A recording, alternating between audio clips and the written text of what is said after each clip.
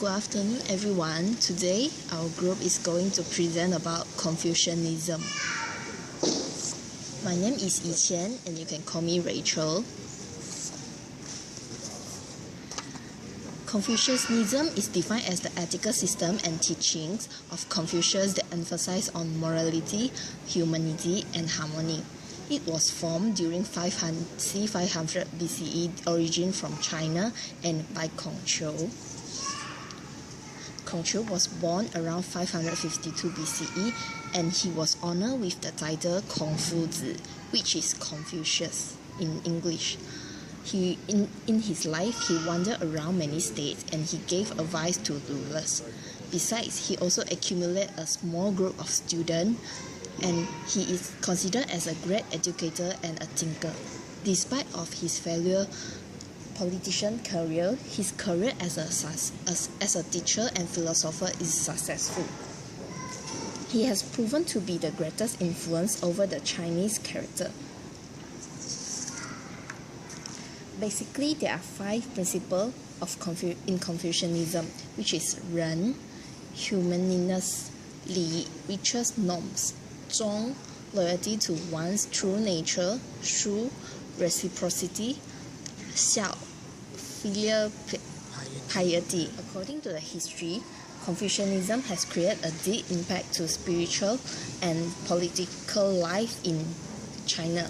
Besides, it also influenced Korea, Japan, and Vietnam as well. Next, I will introduce you the sacred texts of Confucianism. First of all, Analects, which is Lun Yu, the 5 classics, Wu Jing, and the 4 books, Si Shu. However, there are arguments out there regarding the categorization and the classification of Confucianism. Is Confucianism a true religion, or is just a moral code? In our opinion, Confucianism is not a religion, and we will continue to discuss about it in our body content. Thank you. My name is Pauline. I will talk about, is Confucianism a true religion or a moral code? Our group believes that Confucianism is not a true religion, but rather it is a philosophic worldview or a moral code. In short, it can be called as moralistic philosophy. In Oxford Dictionary, it defines religion as the belief in and worship of a superhuman controlling power, especially a personal god or gods. Confucius was a Chinese teacher and philosopher, and he did not show any divine or deity during the time he is alive. But when Jesus was born, something supernatural happened, and he used 5 loaves and 2 fishes to feed thousands of men. The story of Jesus had been filled with superhuman controlling power, and it is unexplainable, just like what the definition of religion is. Meanwhile, in Confucius' life, he did not do anything that shows the divine power. In Confucianism, there are no such things as higher force. Confucius shows humanity instead of divinity. Hence, Confucianism is not a religion, as it does not have any similarity with the definition of religion. Besides, other religions need followers to worship at church or temple, but Confucianism does not mention anything about followers that are needed to worship him or other gods regularly. For example, Christians have their followers that will attend church at least once a week. Although it is optional, but if they were to attend, they need to pray, and the prayers will make them to get closer to the God. However, Confucianism has its disciples, or known as his students, instead of followers, since he does not practice worshipping, but he will not stop or restrict if they wish to worship him. People that hope for good results usually worship Confucius, and this is what people usually do. Most of the Confucian temples are to commemorate Confucius' contribution to Chinese cultures. Furthermore, Confucianism's sacred texts do not show deities and teachings about the afterlife, which is very much different than other religious texts. They have mentioned about the afterlife and karma to alert people on building good deeds in life. Confucius does not claim for divine inspirations, and his teaching include A ruler with the right advice could bring about an ideal world. He also said that heaven and the afterlife was too complicated and were beyond human capacity to understand. Therefore, everyone should concentrate on doing the right thing in life instead of thinking about the life after death. Also, he taught an important attitude, which is to respect on one's parents, teachers, and elders. Lastly, he also mentioned that human virtues and critical elements are critical elements for harmonious society.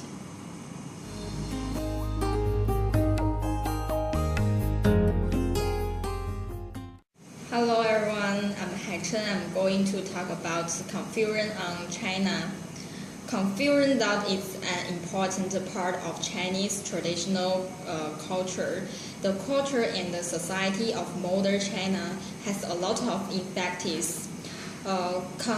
Contemporary China is a socialist country and combined with many characteristics of Confucianism reflect the combine of traditional culture and the modern culture and make a new civilization socialism of China. The first is kind-heartedness. This means universal love, and this is the highest morality of society of people life.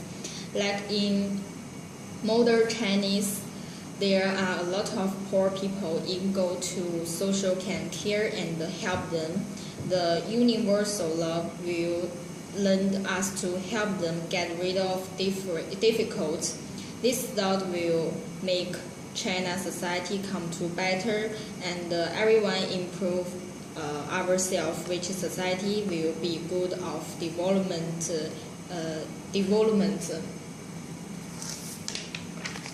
The second is collective interests and community warfare.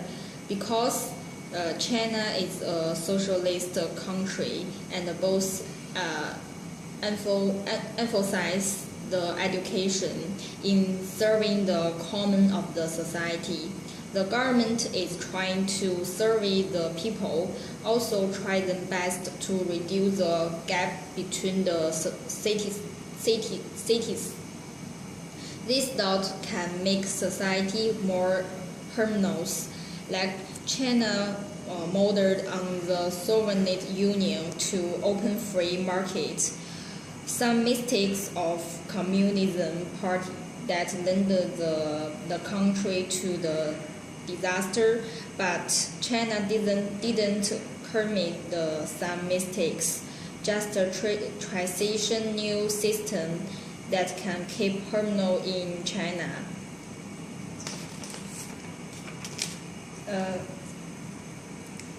Third one is ruled by moral forces. Up to now, China has continued to keep the governing idea of serving the people wholeheartedly. The first is to set up the government credibility. The government needs to set an example and carry forward the spirit of thrift. The second is based on the livelihood of the people. Confucius is very paying attention to people's life and put forward the doubt about how can we take care of people. In today's China, very care about people's life problem, and this concept is for China to improve people's life problem play an important role. The last one is strengthen the moral construction of citizens, regulating the behavior of their own in order to create a harmonious society. Last part is China established the official ideology. China has established the official ideology of Marx's philosophy. Confucianism is the most primitive ideology in China. and combined with Marxist idea, reflecting the contemporary new social system of China. Okay, thank you. Function, and I'll talk about how has Confucianism affected the social structure as well as the culture of countries in Taiwan. When one talks about social structure, according to Confucius, there are 4 social strata based on occupations: scholars, farmers, workers, and businessmen. In the past, the higher class consists of scholars. They usually make decisions that influence the whole society. The second class consists of farmers. They were graded as second class because they will help to benefit the whole society. The third class would be workers who rely on their individual skills to survive. The last class, who are the businessmen, primarily focus on their own benefits. So Taiwan is a country that totally affected by the Confucianism. For an example, most of the Taiwanese children will be asked to get flying colors in their exam.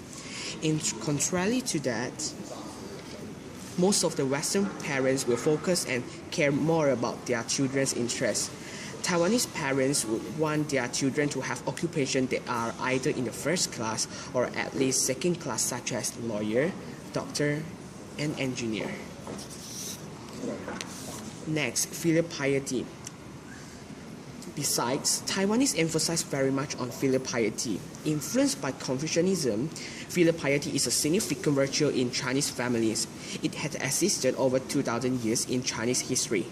No matter what happened, the younger ones had no right to speak loudly to the elder people or even point out the elderly's flaws in public. This situation can be associated with Confucius' idea of the 5 relationship values, which are emperor-subject, husband-wife, father-son, elder-younger, and friend-friend. These 5 values influence their mind in making decisions either in their awareness or unconsciously.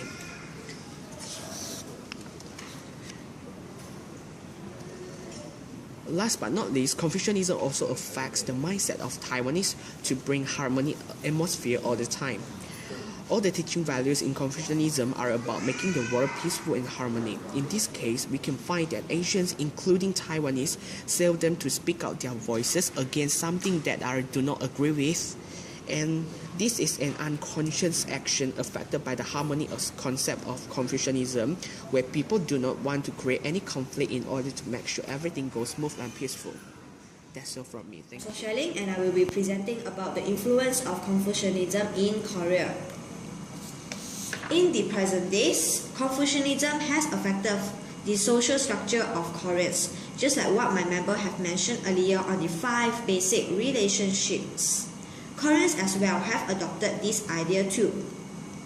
And all these 5 basic relationships are to create a harmonious society and a prosperous nation. Now we look at the examples. Can you see the 4 bold terms? Hyo, Chong, Pyo, and Shin. These 4 Korean terms have shown that Confucius' idea of 5 basic relationships have been translated into Korean terms, adapted and practiced by the Koreans. Next, hierarchical social order has formed as well, rooted from the idea of Confucianism, whereby lower class and also younger ones need to use formalities and honorific form of address towards their superiors, as well as giving respect to them. For example, bowing up to 90 degrees, and also calling their names with honorific form: Sunbae, Sonsangnim, Hyung, and Nuna. So what about the Joseon administration in the olden days? Confucian ideas became their main ideology in the government and administration system of Joseon in the early 14th century, which is about 1390. So, we would like to see what is the connection between the royal text of Joseon dynasty and the teaching of Mencius, the disciple of Confucius. The first one is from Mencius, and the second one is from Joseon King. So, have you seen what is the connection between these 2 texts? If you do not see it, Let me tell you, heaven have actually sent a king to earth to govern the nation, and that heaven has created the king, and he is responsible to protect his nation with the mandate of heaven, and heaven will monitor every action of the king. This shows that Joseon king have actually used Mencius teaching to help him to rule his kingdom. This is the connection between Mencius and Joseon king's text. But this does not mean that Joseon dynasty had set rules and regulations according to Confucianism. They have actually only used his teachings, concepts, and ideas to explain on the reasons on why are their actions and implementations are made on the nation. And that is it for my topic, and the next topic will be presented by my next member, which is on Japan. I'm Han Ting. I'm going to talk about the Confucianism effect on Japan. As we can see from the board, Japan is an island country that takes advantages in getting in touch with neighboring countries.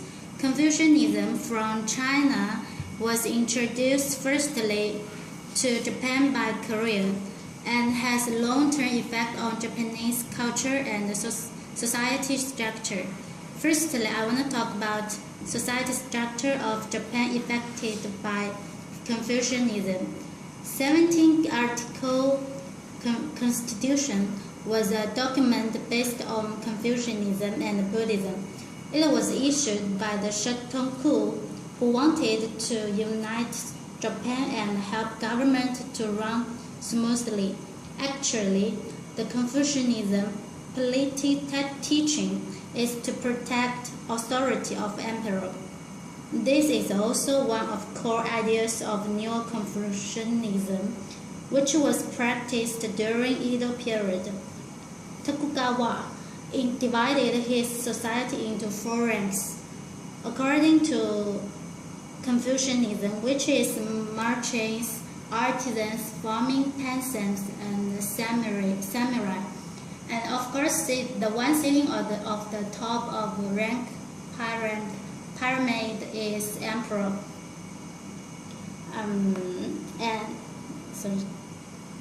Even in modern society, there is no doubt that Confucian effects still exist in Japan. For example, Japan now still have an emperor who has the power to appoint a prime minister. Next, I want to talk about cultural effects. During Tang Dynasty, Japan repeatedly sent learners to China to learn Confucian teaching. Therefore, branches of Confucianism, such as Yangming studies, spread over Japan. Before Meiji Restoration, schools in Japan were asked to teach the four books.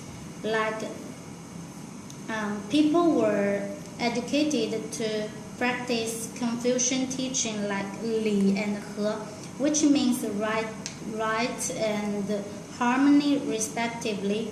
Even nowadays, Japan is still regarded as a polite nation. Japan developed Confucian teaching with its harmony values and used it in many aspects. For example, Japan holds a tolerant attitude to foreign culture, and also in Japan, enterprises put forward a slogan, which is harmony above all else.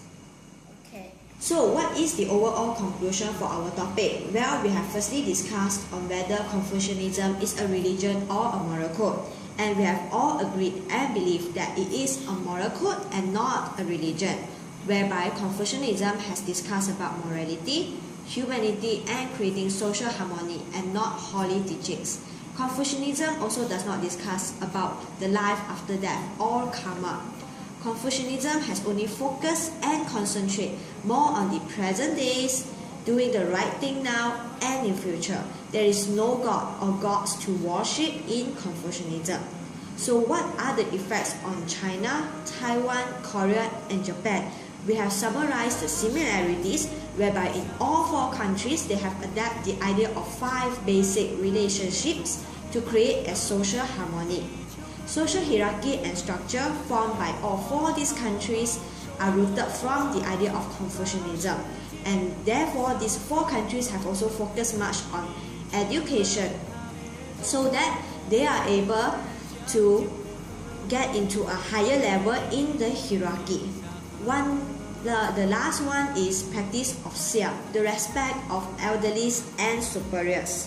Therefore, this shows that how great is the influence of Confucianism, not just in 1, but 4 countries. And yes, we believe that it may be more than that around the world. And that is all from us. Thank you for watching. 天下大同归为何？孔子说，孔子曰：天人合一，是境界。